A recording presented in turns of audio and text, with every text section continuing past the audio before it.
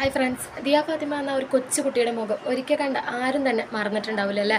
കാരണം അത്രയും നമ്മൾ ആ കൊച്ചുകുട്ടിയെ കിട്ടണമെന്ന് എല്ലാവരും അത്രയധികം ആഗ്രഹിക്കുന്നുണ്ട്. നമ്മുടെ എല്ലാവരുടെയും പ്രാർത്ഥനയിൽ ആ മോള് ഉണ്ട് എന്നതാണ് സത്യം.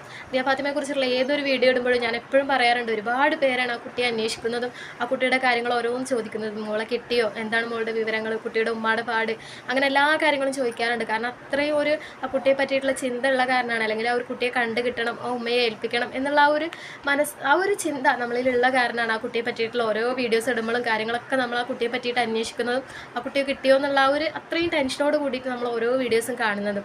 ഇപ്പോൾ കൂൾ ഗ്രേപ്പ് എന്ന് പറഞ്ഞിട്ടുള്ള ആ ഒരു ചാനലിലൊക്കെ അവരുടെ വീട്ടിൽ പോയിട്ടുണ്ടായിരുന്നു. അതായത് നമ്മുടെ ദിയ ഫാത്തിമയുടെ വീട്ടിൽ പോയിട്ട് ആ കുട്ടിയുടെ ഉമ്മയുടെ അടുത്ത് സംസാരിച്ചിട്ടുണ്ടായിരുന്നു. നമ്മൾ ദിയ ഫാത്തിമയെ കുറിച്ചിട്ട് ഒരുപാട് കഥകളും കാര്യങ്ങളൊക്കെ കേട്ടിട്ടുണ്ട്. ദിയ ഫാത്തിമ മിസ്സായ കാര്യങ്ങളും അവരുടെ വീട്ടിൻ്റെ ബാക്കിൽ ഒരു ചാലുണ്ടായിരുന്നു. ആ ചാലിൽ ഒഴുകി പോയിട്ട് ഉണ്ടാവുമെന്ന് പറഞ്ഞിട്ട് പോലീസുകാർ ആ ഒരു കേസ് അങ്ങനെ ക്ലോസ് ചെയ്തിട്ടുണ്ടായിരുന്നു ആദ്യം.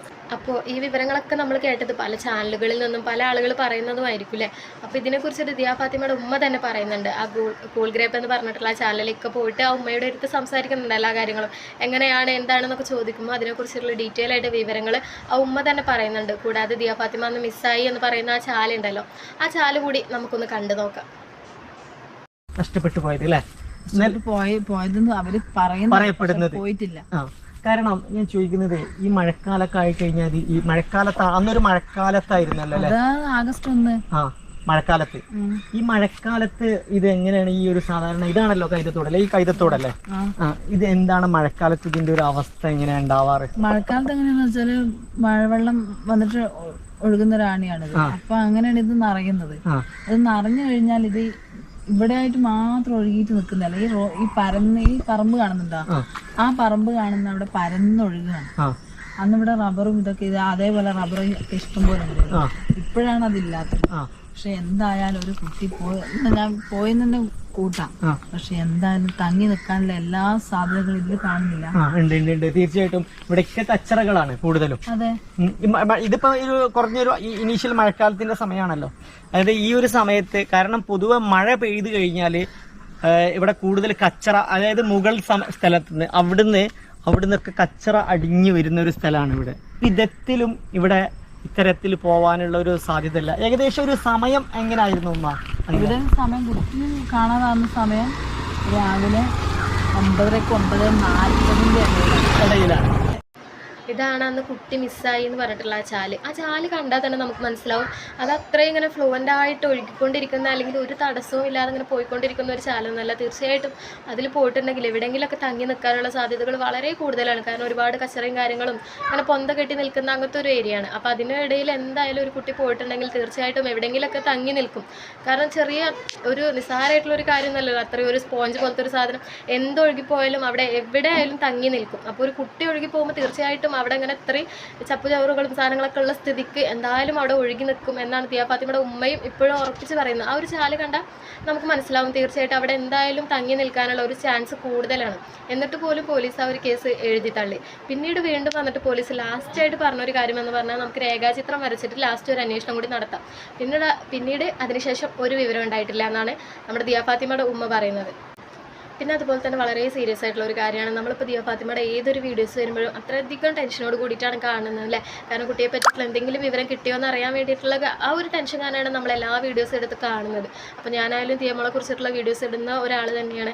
അപ്പോൾ ഇങ്ങനെ ദിയാനെ കുറിച്ചിട്ട് വീഡിയോസ് ഇടുന്ന പല ആളുകളും ദിയമോളെ കിട്ടി എന്ന് പറഞ്ഞിട്ടുള്ള ആ ഒരു ഹെഡിങ്ങോട് കൂടിയിട്ട് വീഡിയോസ് ഇടാറുണ്ട്. അപ്പോൾ അങ്ങനെ വീഡിയോസ് ഇടുമ്പോൾ തീർച്ചയായിട്ടുള്ള ഒരു വ്യക്തത ഉണ്ടെങ്കിൽ മാത്രം ആ ഒരു ഹെഡിങ് കൊടുക്കുക പ്ലീസ്. കാരണം ദയവേത് നമ്മൾ അങ്ങനത്തെ ഒരു ഹെഡിങ് കാണുമ്പോൾ വളരെയധികം ഒരു ഇതോടുകൂടി അതിലെടുത്ത് കാണുമ്പോൾ, പക്ഷെ അതിൽ അങ്ങനത്തെ ഒരു കാര്യം ആ കുട്ടിയുമായി ബന്ധപ്പെട്ടിട്ട് അങ്ങനത്തെ ഒരു കാര്യം അതിലുണ്ടാവില്ല. പിന്നെ അവർ വെറുതെ ഒരു ഇതിന് വേണ്ടിയിട്ട് അങ്ങനത്തെ ഹെഡിങ് ഇടുമ്പോൾ നമ്മൾ ഒരുപാട് ആളുകൾ ഇത് പ്രതീക്ഷിച്ചിട്ട് ആ ഒരു വീഡിയോ കയറി നോക്കുന്നുണ്ട്. അവർക്ക് തീർച്ചയായിട്ടും ഇങ്ങനത്തെ ഒരു നിരാശ തന്നെയാണ് ആ വീഡിയോ.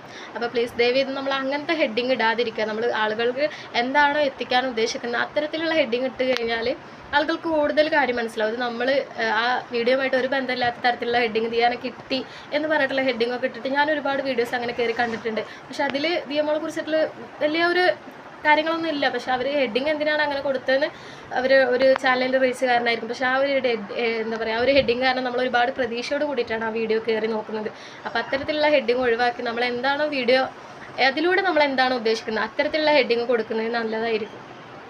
അതുപോലെ തന്നെ നമ്മൾ ഈ ദിയ ഫാത്തിമയുടെ പേര് പറയുന്നതോടൊപ്പം തന്നെ നമ്മൾ പറയുന്ന ഒരു പേരാണ് ജുനൈദിലെ. ആ ഇക്കയുടെ പേരും അവർ ആ ജുനൈദക്ക് എത്രമാത്രം ദിയമോളെ വീട്ടുകാർ സപ്പോർട്ട് ചെയ്യുന്നുണ്ട് എന്നുള്ളത് പല ആളുകളും ഇപ്പോഴും നെഗറ്റീവായിട്ട് പറയുന്ന ഒരു കാര്യം തന്നെയാണ്. അതിനെക്കുറിച്ച് ദിയമോളെ ഉമ്മ പറയുന്നത് തന്നെ നമുക്കൊന്ന് കേട്ടോ. ഈ ജുനൈദ് നമ്പില്ലൻ എന്ന് പറയുന്ന ഒരു വ്യക്തി ഉണ്ടല്ലോ, അപ്പൊ അവര് പിന്നെ അപ്രതീക്ഷിതമായി നിങ്ങളെ വിളിച്ചു എന്നും ഒക്കെ പറയപ്പെടുന്നുണ്ടായിരുന്നു. അപ്പൊ അതിനെ കുറിച്ചൊക്കെ എന്താണ് അതിന്റെ ഒക്കെ ഒരു സത്യങ്ങൾ എന്തായിരുന്നു? എന്ന് വെച്ചാല് 2 വർഷം മുന്നേ എന്റെ ഓർമ്മയിൽ 2 വർഷം മുന്നേ തോന്നുന്നു ഫേസ്ബുക്ക് കണ്ടിട്ട് ഇങ്ങനെ വിളിച്ചതാണ്. അതിനിടയിൽ അവർ കുറെ കാര്യങ്ങളൊക്കെ പറഞ്ഞു. പിന്നീട് അങ്ങോട്ടേക്ക് അന്ന് മുതൽ ഇന്ന് വരെ ഈ നിമിഷം വരെ ഞങ്ങളെ കൂടെ തന്നെയുണ്ട്. എന്നോട് പറഞ്ഞത് എന്താന്ന് വെച്ചാല് എനിക്കൊരു മോളുണ്ട്, അപ്പം എൻ്റെ മോളെ ഞാൻ സങ്കല്പിച്ച് നോക്കുന്നത്. അപ്പം അത് ഓർക്കുമ്പം എനിക്ക് തീയാണ് ഉള്ളിൽ. അപ്പം അതുപോലെ തന്നെയല്ല മറ്റുള്ളവരുടെ മക്കള്. അപ്പം എനിക്ക് എൻ്റെ മോളെ പോലെ ആയിട്ടാണ് ഞാനിതിനെ നിങ്ങളെ കൂടെ നിൽക്കുന്നത്. നിങ്ങളുടെ മോള് എന്നല്ല, എൻ്റെ മോളായിട്ടാണ് ഞാൻ കാണുന്നത്. അതുകൊണ്ട് നിങ്ങൾ എന്ത് ആവശ്യം ഉണ്ടെങ്കിലും എന്ത് വേണമെങ്കിലും എന്നിൽ നിന്ന് പ്രതീക്ഷിക്കാൻ, നമുക്ക് വേണ്ടത് ചെയ്യാം. അന്ന് ആ പറഞ്ഞ വാക്ക് ഇന്നും പാലിച്ച് നടന്നിട്ടുണ്ട്. എന്ന് വെച്ചാൽ പിന്നെന്താണ് 2 വർഷത്തിന് മുൻപാണ് എന്താ പറയുക നമ്മുടെ ജുനൈദ് ഈ കാര്യം പറഞ്ഞിട്ട് ദിയമോളെ വീട്ടുകാരെ വിളിക്കുന്നത് സംസാരിക്കുന്നത്. ആ 2 വർഷത്തിന് ശേഷം ഇന്ന് ഈ നിമിഷം വരെ അവരെ കൂടെ എല്ലാ സഹായത്തിനും അയക്കുന്നുണ്ട് എന്നാണ് ആ ഉമ്മ ഇപ്പോഴും കണ്ടത്. അത്രയും ഒരു കോൺഫിഡൻസോട് കൂടി പറയണത്. കാരണം ആ ഉമ്മ പറയണമെന്നുണ്ടെങ്കിൽ ഇന്നും അയക്കുക അവരുടെ കാര്യങ്ങൾ അന്വേഷിക്കുന്നുണ്ട്, അവർക്ക് വേണ്ടിയിട്ടുള്ള സഹായങ്ങൾ ചെയ്യുന്നുണ്ട്. അതുകൊണ്ടാണല്ലോ ആ ഒരു ഉമ്മ ഇപ്പോഴും ആ എന്താ പറയുക ജുനൈദ് ഖാനെ പറ്റിയിട്ട് പറയുന്നത്. നെഗറ്റീവായിട്ട് പറയുന്ന ആളുകൾ പറഞ്ഞോട്ടല്ലേ, അവർക്ക് അറിയാം. കാരണം അവരെ എത്രത്തോളം സഹായിക്കുന്നുണ്ട്, ആ ഒരു കേസിന് വേണ്ടിയിട്ട് എന്തോരം അവരെ ഹെൽപ്പ് ചെയ്യുന്നുണ്ട്, ദിയമോൾക്ക് വേണ്ടിയിട്ട് എന്തെല്ലാം അദ്ദേഹത്തിന് കൊണ്ട് ചെയ്യാൻ പറ്റുന്നതൊക്കെ ചെയ്യുന്നുണ്ട്. അദ്ദേഹം പറഞ്ഞത് തന്നെ കേട്ടില്ല, എൻ്റെ മോളെ പോലെ എൻ്റെ മോളെ സ്ഥാനത്ത് നിന്ന് നോക്കിയിട്ടാണ് ഞാൻ ചെയ്യുന്നത്. നമ്മുടെ മക്കളെ നഷ്ടമാകുമ്പോൾ ഒരു വേദന നമുക്ക് മനസ്സിലാവുമല്ലോ. ആ ഒരു വേദന ഉൾക്കൊണ്ടിട്ടാണ് ഞാൻ നിങ്ങളെ സഹായിക്കാൻ വേണ്ടിയിട്ട് വന്നിട്ടുള്ളത് എന്നാണ് ജുനൈദൊക്കെ പറയുന്നത്. അദ്ദേഹത്തിൻ്റെ ആ സത്യസന്ധമായിട്ടുള്ള ഒരു മനസ്സിന് തീർച്ചയായിട്ടും നമുക്ക് ദിയമോളെ എത്രയും പെട്ടെന്ന് തന്നെ കണ്ടെത്താൻ വേണ്ടിയിട്ട് സാധിക്കട്ടെ.